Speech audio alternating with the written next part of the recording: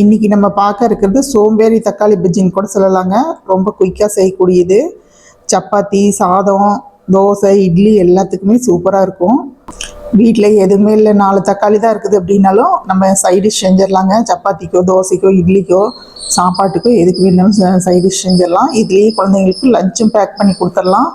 வெளியில் எங்கேயாவது ட்ராவல் போகும்போதும் இந்த மாதிரி சப்பாத்திக்கு எடுத்துகிட்டு போகலாம். கெட்டும் போகாது, நல்லாயிருக்கும். அடுத்த நாள் இருந்ததுன்னா கூட அதுக்கு தான் இப்போ செய்ய போகிறோம். அடுப்பத்தை வச்சுக்கலாங்க. ஒரு சட்டி அடுப்பில் வச்சுக்கலாம். நான் மண் சட்டி தான் வைக்கிறேன். அதில் எண்ணெய் விட்டுக்கலாம்.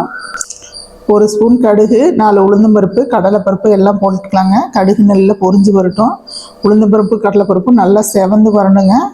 அதுக்கப்புறம் தான் நம்ம கருவேப்பிலை, மிளகாய் சேர்க்கணும். மிளகாய் சேர்த்த உடனே வெங்காயத்தை சேர்த்துருவோம். அதனால் உளுந்தம்பருப்பு, கடலைப்பருப்பு நல்லா செவந்து வரட்டுங்க. செவந்து வந்ததுக்கப்புறம் 3 வரமிளகாய், 4 பச்சை மிளகாய் சேர்த்துருங்க. இது கொஞ்சம் காரம் சுருக்குன்றது தான் நல்லாயிருக்கும். அதுக்காக தான்.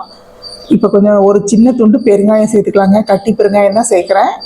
நீங்கள் தூள் பெருங்காயம் இருந்ததுன்னா கூட சேர்த்துக்கலாம். இப்போ நல்லா இந்த பச்சை மிளகாய் நல்லா வதங்குற அளவுக்கு வதக்கி விடலாங்க. இப்போ பாருங்கள், வெங்காயம், சின்ன வெங்காயம் நான் அப்படியே முழுசாகவே சேர்த்துறேங்க. ஏன்னா இதை மசிச்சிட போகிறோம். அதுக்காக நான் அரிஞ்சு போடல, அப்படியே தான் சேர்த்துருக்குறேன். ஒரு 20 சின்ன வெங்காயம் போல் போட்டிருக்கேன். பூண்டு அதே மாதிரி தான், ஒரு 10 பல் பூண்டு போட்டிருக்கேங்க. இதுக்கு வெங்காயம், பூண்டு எந்த அளவுக்கு போடுறோமோ நல்லாயிருக்கும். இப்போ கொஞ்சம் மஞ்சள் தூள் போட்டுக்கலாங்க. அதே மாதிரி ட்ராவல் போகிறோம் அப்படின்னா இவ்வளோ வெங்காயம் சேர்த்து வேண்டாங்க, கெட்டு போனாலும் போகும். ட்ராவலிங் வெளியில் எடுத்துகிட்டு போகிறது மாதிரி இருந்ததுன்னா கொஞ்சம் வெங்காயம் குறைச்சிக்கலாம். இப்போ பாருங்கள், நான் ஒரு 6 தக்காளியை கட் பண்ணி போடுறேங்க. அந்த நடுவில் இருக்க தண்டை எடுத்துகிட்டு அதையும் இது கூட சேர்த்துக்கலாம். தக்காளி சேர்த்து அந்த எண்ணெயில் தக்காளி நல்லா வதங்கி வரட்டுங்க. நல்லா 2-3 கிளறி விட்டுட்டு அடியோடு சேர்த்து கிளறணும். அந்த எண்ணெயை நல்லா தக்காளி மேலையெல்லாம் கோட்டிங் ஆகிற மாதிரி கிளறி விடணும். கிளறி வச்சுட்டு இதுக்கு தேவையான உப்பு சேர்த்து மூடி வச்சிடலாம். இல்லை கொஞ்சம் நேரம் வேகட்டுங்க, அதுக்கப்புறம் கூட உப்பு சேர்த்துக்கலாம். நீங்கள் எப்படி தக்காளி சேர்த்துவீங்களோ அது மாதிரியே சேர்த்திக்கலாம். இப்போ பாருங்கள், கொஞ்சம் எல்லாம் நல்லா அடியில் வரல கிளறி விட்டுட்டோம். இப்போ நான் உப்பு சேர்த்துட்றேன். சேர்த்துட்டு திரும்ப ஒருக்க நல்லா கிளறி விடலாங்க. அடியோடு சேர்த்து எல்லாத்தையும் கிளறி விட்டுடலாம். ஏன்னா உப்பு சேர்த்தோம்னா தக்காளி கொஞ்சம் மசிஞ்சு வரும். வெங்காயம், தக்காளி எல்லாம் கொஞ்சம் நல்லா மசிஞ்சு வரும். அதுக்காக தான் சீக்கிரம் வதங்கிடும்.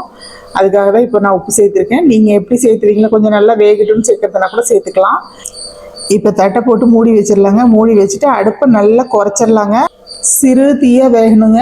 நல்ல அடுப்பு பெருசாக இருந்தது அப்படின்னா கீழே கருகி போயிடும், அடியில் பிடிச்சிக்கும், அடி பிடிச்சிக்கும், மேலே வந்து வேகாத இருக்கும். இதுக்கு தண்ணி சேர்க்கக்கூடாதுங்க. அந்த தக்காளியில் இருக்க தண்ணியே போதும், அதுலேயே வேகணும். அதனால தான் நம்ம இப்படி வேக வைக்கிறோம்.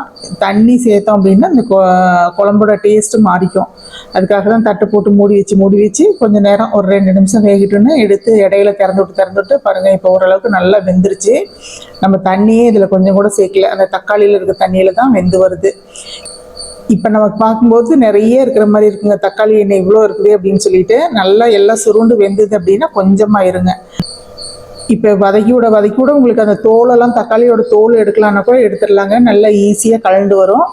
ஒரு சில நேரத்தில் நான் கூட டைம் இருந்தது அப்படின்னா தோல் எடுத்துருவேன். கொஞ்சம் வேலை இருக்குது, அதிகமாக இருக்குது அப்படிங்கிறதும் அது எடுக்க மாட்டேன், அப்படியே விட்டுருவேன். தக்காளி நல்லா மசிஞ்சு வேகணுங்க. 1-2 இருக்கக்கூடாது. நல்லா வெந்துச்சு அப்படின்னா தான் இந்த குழம்பு டேஸ்ட்டாக இருக்கும். கரண்டியில் அப்படி அமுத்தி விடும்போதே நல்லா உடையணுங்க. அப்படி நல்லா வெந்திருந்தது அப்படின்னா நமக்கு உடச்சி விடவும் கஷ்டமாக இருக்காதுங்க. இல்லைன்னா நம்ம எந்த அளவுக்கு உடச்சோம்னாலும் சீக்கிரத்தில் அந்த தக்காளி உடஞ்சே வராது. இப்போ பாருங்கள், நல்லா வேகட்டும். கரண்டிலேயே அப்படியே கடைஞ்சி விடலாங்க. நல்லா தக்காளி உடஞ்சிரும். அப்படி உங்களுக்கு கடையிறதுக்கு கஷ்டமாக இருக்குது அப்படின்னா ஒரு மரமத்து கூட வச்சுக்கலாங்க. அதுக்காக தான் மண் சட்டி வச்சுருக்கோம். மண் சட்டியில் இப்படி கடைஞ்சோம் அப்படின்னா நல்லா தக்காளி எல்லாம் நல்லா அப்படியே சட்னி மாதிரி ஆயிரும். நல்லா கொஞ்சம் கூட அந்த தக்காளியோட இது இல்லாமல் அங்கங்கே திப்பியாக இல்லாமல் நல்லா கடைஞ்சி விட்டுருணுங்க. கொஞ்சம் கூட அந்த தக்காளியோட உருவே தெரியக்கூடாது. பாருங்கள் நம்ம எப்படி கடைஞ்சிருக்கிறோம் அப்படின்னு சொல்லிட்டு. இப்போ நம்ம 2 கருவேப்பிலை போட்டுடலாங்க. பச்சை கருவேப்பிலை இருந்ததுன்னா இன்னுமே நல்லாயிருக்கும், வாசனையாக இருக்கும். கொஞ்சம் கொத்தமல்லி தழை இருந்ததுன்னா கூட போடலாம். என்கிட்ட கொத்தமல்லி தழை இல்லைங்க, அதனால் கருவேப்பிலை மட்டும் போட்டிருக்கிறேன். பாருங்கள், உங்களுக்கு நல்லா தெரியும். தக்காளி, வெங்காயம் எதுவுமே எங்கேயுமே தெரியாதுங்க. எல்லாமே நல்லா மசிஞ்சு இருக்கும். இந்த மாதிரி இருந்தால் தான் தக்காளி பஜ்ஜின்னு அது சொல்கிறது. அதே சமயம் அது கெட்டியாகவும் இருக்கணுங்க. நம்ம தண்ணி விட்டு தொலைன்னு இருக்கக்கூடாது. இருந்தது அப்படின்னா அதனோட டேஸ்ட்டே நல்லா இருக்காது. சாப்பிடும்போது சலசலன்னு இருக்கும். அதாவது வாய்க்கு விளங்காதுங்க, சாப்பிட்லான்னு இருக்காது. இது பிடிக்கல அப்படிங்கிற மாதிரி சொல்லுவாங்க. அப்படி இல்லாமல் இந்த மாதிரி கெட்டியாக செஞ்சிட்டோம் அப்படின்னா டேஸ்ட் நல்லாயிருக்கும். இது சப்பாத்திக்கு, தோசைக்கு, இட்லிக்கு, சாப்பாட்டுக்கு எல்லாத்துக்குமே சூப்பராக இருக்குங்க. லஞ்சுக்கு ஏதாவது குழந்தைங்களுக்கு கிளறி கொடுத்து விட்றதுனாலும் கிளறி கொடுத்து விட்டுக்கலாம். நம்ம வெளியில் ட்ராவல் போகும்போது இந்த மாதிரி செஞ்சு எடுத்துக்கிட்டோம் அப்படின்னா, வெங்காயத்தை மட்டும் குறைச்சி போட்டு இந்த மாதிரி செஞ்சுக்கிட்டோம் அப்படின்னா 2 நாளைக்கு இருந்தால் கூட கெட்டு போகாதுங்க.